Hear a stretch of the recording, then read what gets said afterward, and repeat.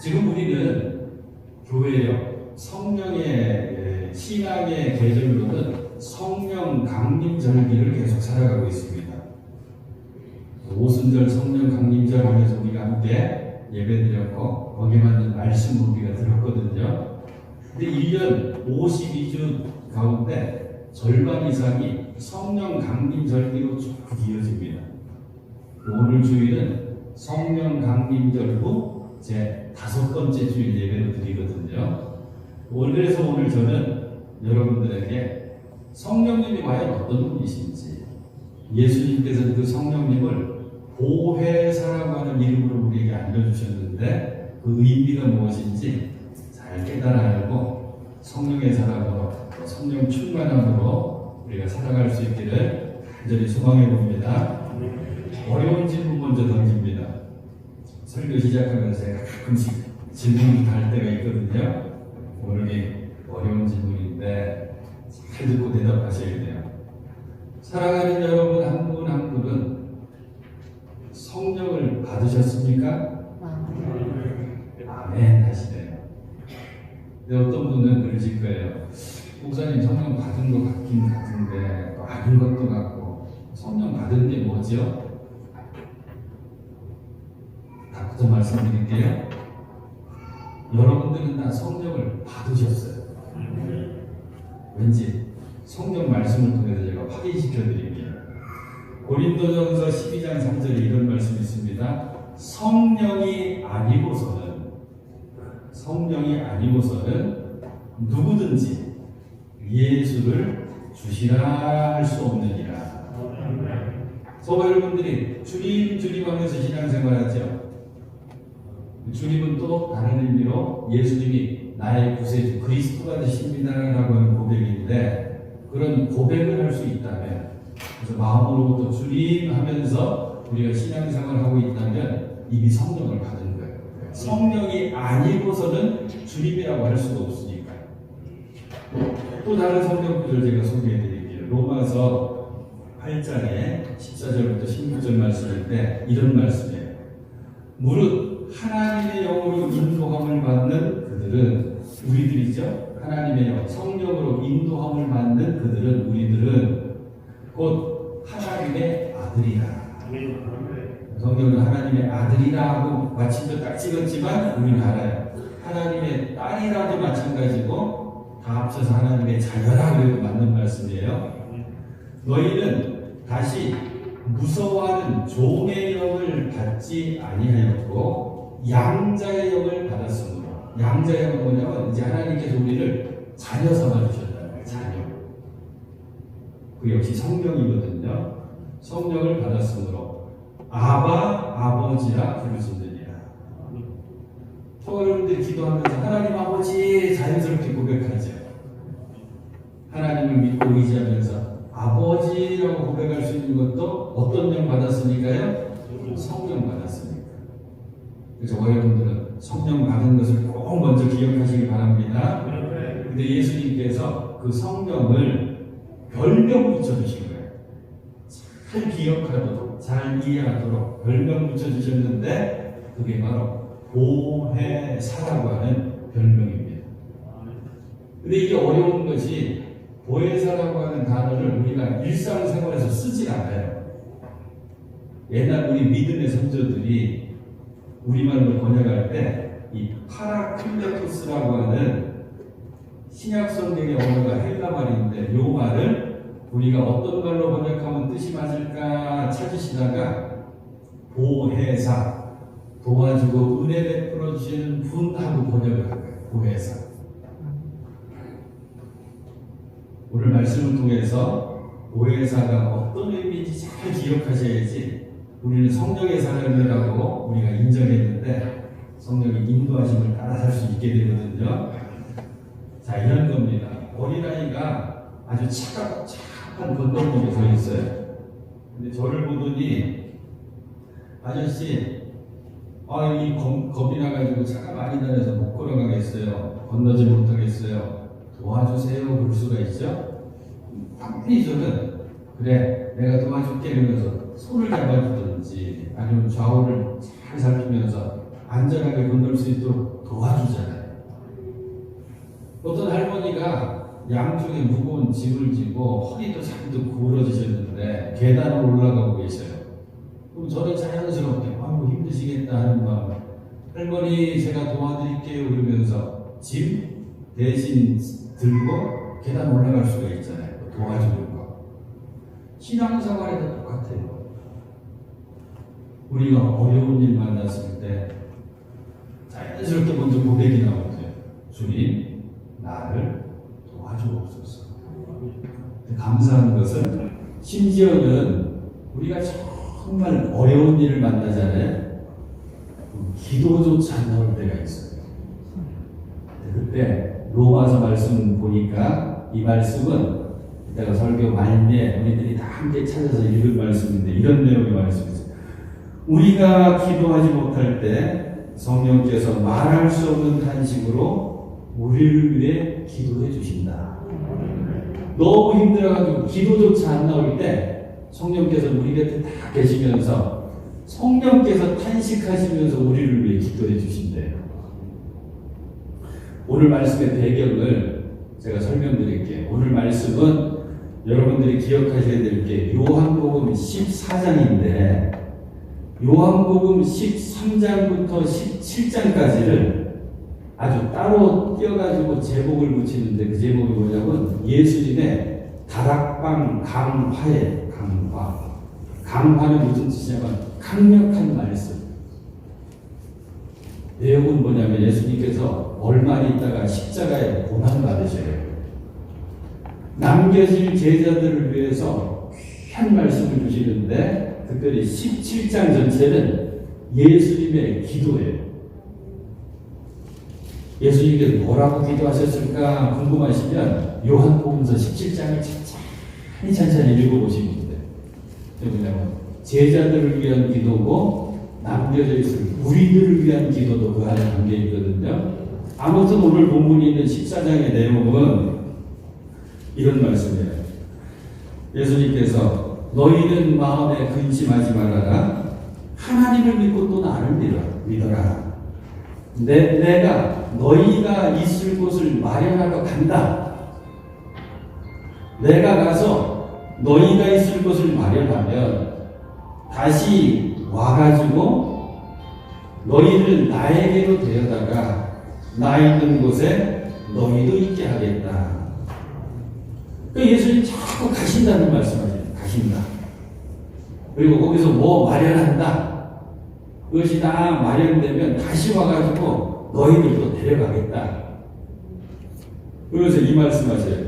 너희는 내가 어디로 가는지 그 길을 알고 있다.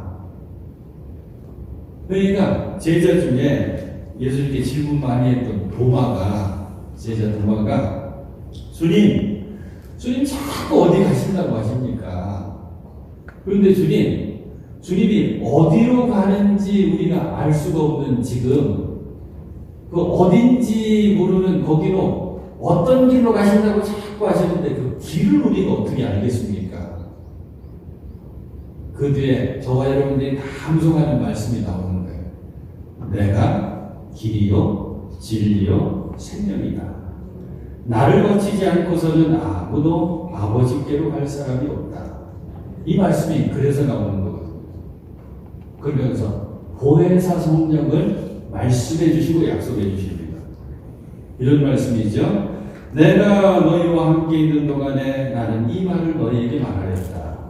보혜사 곧 아버지께서 내 이름으로 보내실 성령께서 너희에게 모든 것을 가르쳐 주실 것이며 또 내가 너희에게 말한 모든 것을 생각나게 하실 것이다. 나는 이제 십자가의 고난을 받고 그리고 너희들을 떠나야 된다. 하지만 아버지 하나님께서 내 이름으로 예수님의 이름으로 성령을 보내주실 터인데 그 성령을 너희들 보혜사라고 생각하면 된다. 말씀해 주신 거예요. 그런데 예수님께서 이 땅에서 하신 여러 가지 모습들이 보혜사의 모습이었거든요. 그래서 우리는 이 보혜사 성령께서 어떤 역할을 하시는지 우리에게 어떤 은혜를 베풀어 주신지를 기억하면 성령님을 더 의지할 수가 있는데, 첫 번째가 대언자가 되십니다. 대언자. 또 다른 말로 우리가 사회생활하면서 많이 듣게 되고 보게 되는 변호자.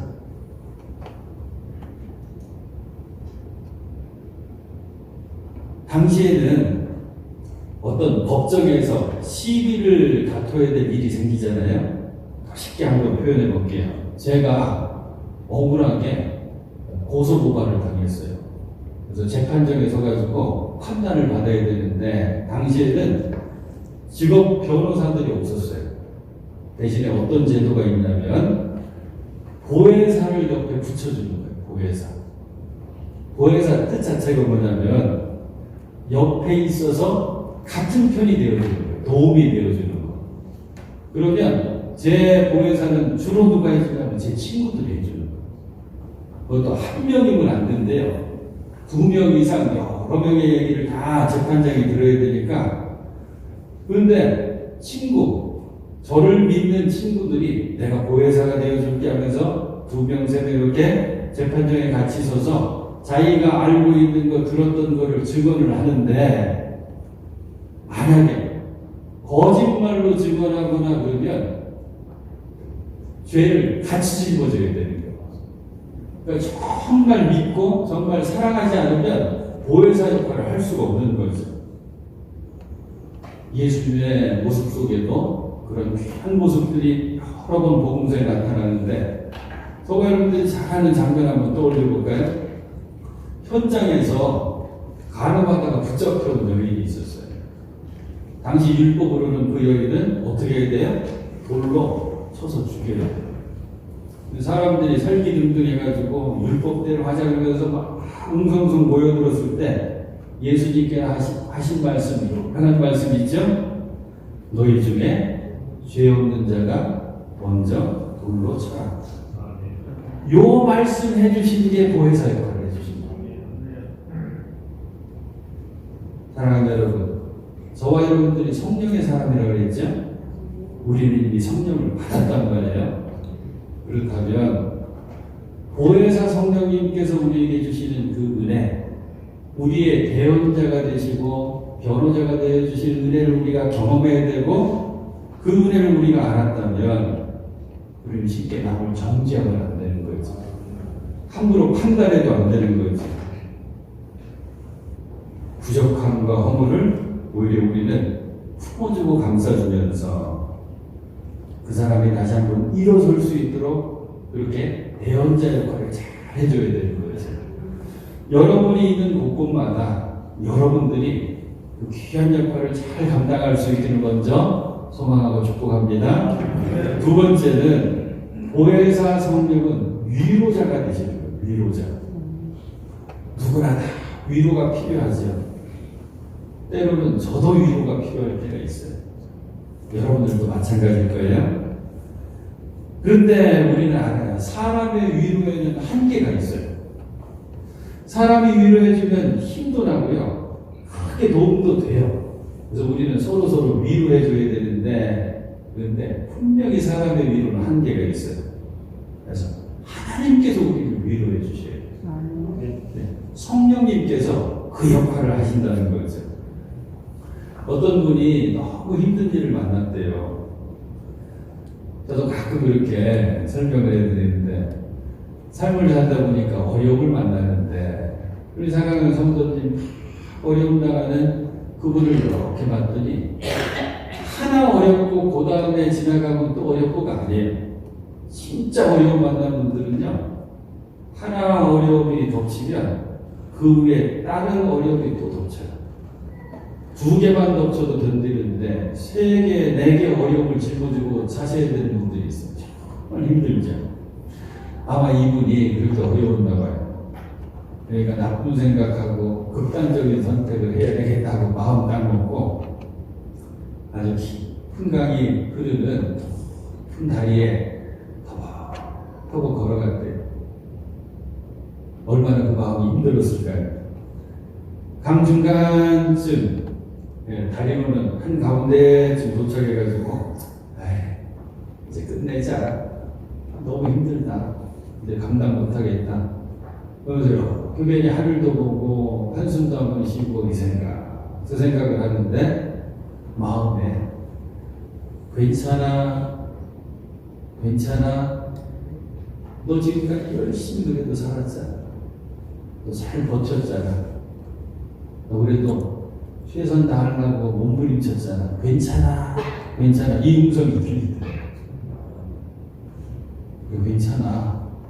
아유, 내가 한번 또 죽을 마음 먹었으니까 죽기 살기로 한번 살아볼까? 하고 발걸음 돌려서 다시 열심히 살았대요. 저와 여러분들이 신앙생활하면서 이 경험을 해야 돼요. 괜찮아 하시면서 우리에게 힘내어 주시는 분이 계신데 그게 바로 성령님, 그래서 보혜사라는 거죠. 좀 무슨 소리인데 내가 부목사로 한참 섬겼는데 부목사 시절에 권사님들이 저한테 별명 붙여주셨는데 그 별명이 괜찮아요 목사님. 뭐라고 막 말씀해 주시면 괜찮아요 그랬더니 괜찮아요. 사랑하는 여러분, 신앙생활은 하나님께서 우리를 꼭 품어주시면서 사랑하는 아들아, 사랑하는 딸아, 괜찮다. 너 열심히 사는 거 내가 알아. 너 최선을 다한 거 내가 알지. 사람들 몰라줘. 하지만 나는 안다. 이 음성을 꼭 들으실 수 있기를 축복합니다. 네. 그 은혜를 경험했다면 우리는 또 어떤 역할을 해야 되냐면 상처받은 사람들을 만나면 그 상처가 덧나게 하는 게 아니라 그 상처를 싸매주고 그리고 치료해주면서 위로해줄 수 있는, 그래서 세임없게 해줄 수 있는 그 역할까지 잘 감당하시는 여러분 되실 수 있기를 축복합니다. 세 번째는 보혜사 성령님은 상담자예요. 상담은 잘 들어주는 거예요. 상담은 심리학에는 이렇습니다. 내가 경험해봤더니 그렇습니다. 어떤 사례를 봤더니 이렇습니다. 그 얘기하는 게 아니라 잘 이야기할 수 있도록 마음을 잘 열 수 있도록 분위기를 만들고 대화를 이끌면서 귀 기울여서 마음 열어서 잘 들어주는 거예요. 그게 상담인데 성경을 보면 무수히 나와요. 우리의 부르짖음을 누가 들으신대요? 하나님은 다 들으십니다. 얼마 전에 속초에 계신 선배 목사님이랑 통화를 했는데 저 선배 목사님이랑 이제 개인적으로 전화할 때는 형님 이러고 이 목사 그러면서 이제 대화를 나누는데 좀 부끄럽지만 1시간 통화했어요. 남자들끼리 또 목사님 둘이 간단 인사만 하고 마치려고 했는데 먼저 목사님이 이 목사 소식 들었네. 회복교에 부임하게 됐다면서 부임해서 천예배 드렸어요. 그랬더니 아유 참 좋다, 잘 됐다, 열심히 잘 목해. 그러면서 이제 대화가 시작됐는데 곰곰이 나중에 생각해 봤더니 서로 이야기를 한참 하면 잘 들어준 거예요. 먼저 제가 얘기했죠. 형님 회복교에 정말 생각지도 않았는데 하나님께서 인도해 주셔가지고 잘 부임했어요. 부임하고 보니까 시간 우리 성도님들이 얼마나 잘해주시는지 참 좋아요, 행복해요, 열심히 목회할게요. 그러면서 제 얘기는 잘 들어주시고 목사님 역시 많이 요새 힘든 일이 계셨더라고요. 그러니까 당신 얘기를 한참 하는데 저도 들어줬어요. 아이고 형님 왜 이렇게 어려운 일 겪어요. 빨리 다 그거 회복돼야 될 텐데 빨리 해결돼야 될 텐데 이러면서 얘기를 들어줬단 말이에요. 사랑하는 여러분, 누구나 다 이 시간이 필요한 거지. 누구나 다 그냥 마음껏 다 이야기하고 그거 바로 귀 기울여 들어주고. 여러분들도 다 문제가 있을걸요. 문제 없는 사람 없다니까요. 묘지나 가야지, 하나님 나라 가야지 문제는 사라진다고 했으니까. 그렇다면 잘 들어주시는 하나님의 은혜를 경험해야 되는데 우리는 내 마음을 다 토해보면서 이야기하고 하나님은 들어주시는 시간이 뭘까요? 신앙생활 가운데 기도 시간이죠. 기도의 힘과 능력이 이겁니다. 다른 게 능력이 아니라 내 마음껏 하나님께 내 모든 건 내어놓고 하나님은 그걸 다 들어주시는 거예요. 이 경험, 보혜사 성령님께서 잘 들어주시는 이 상담자의 역할을 하시는 그 경험을 꼭 하시는 사랑하는 여러분 되실 수 있기를 축복합니다. 사도 베드로가 그래서 베드로전서에 이렇게 고백합니다. 너의 염려를 다 주께 맡겨라. 이는 저가 너희를 권고하시리라. 우리가 보고 있는 새번역 성령은 더 은혜 보아요. 여러분의 걱정을 모두 하나님께 맡기십시오. 하나님께서는 여러분을 돌보고 계십니다.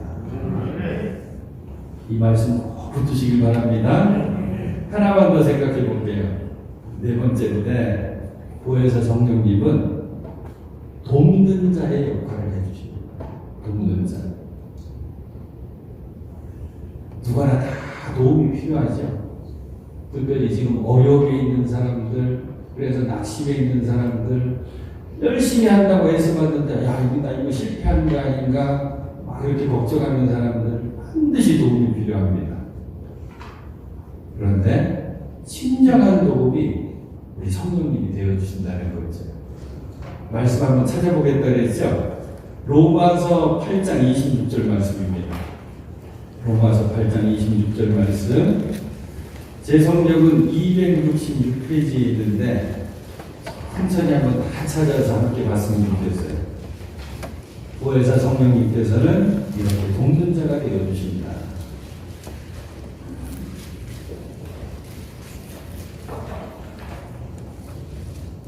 (266페이지에) 있는 로마서 8장 26절 말씀 다 찾으신 것 같아요. 우리 함께 가능성으로 천천히 공독하십니다. 이와 같이 성령님께서도 우리의 약함을 도와주십니다. 우리는 어떻게 기도해야 할지도 알지 못하지만 성령께서 친히 이루다 말할 수 없는 탄식으로 우리를 대신하여 간구하여 주십니다. 아멘. 이 말씀은 꼭 마음속에 새겨놓고 기억하세요. 이렇게만 생각하시면 돼요. 성령께서, 보혜사 성령께서 우리의 약함을 도와주시는구나.